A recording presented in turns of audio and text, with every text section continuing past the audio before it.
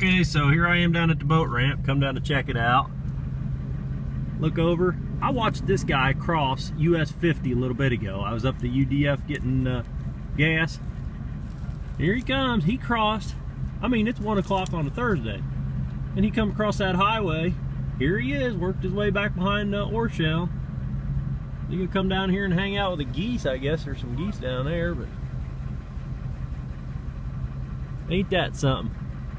There's that boat trailer got flooded out. Tried to help that guy out, call him the other day, tell him the water's coming up. Blew me off. So I guess that's what you get. I mean, went out of my way to call him up. Tell him the water's coming up. No, it'll never get that high. Okay, buddy. Whatever. There's a gobbler. Let's call at him one time, see what he does.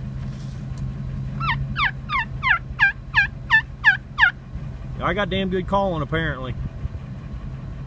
Look at that. That old bird flew all the way across that parking lot. He ain't a foot off the water. Ooh, he dipped in the water just a bit. That's pretty good. I must be one good caller, I tell you. Make them fly 100 yards. Don't see that shit every day.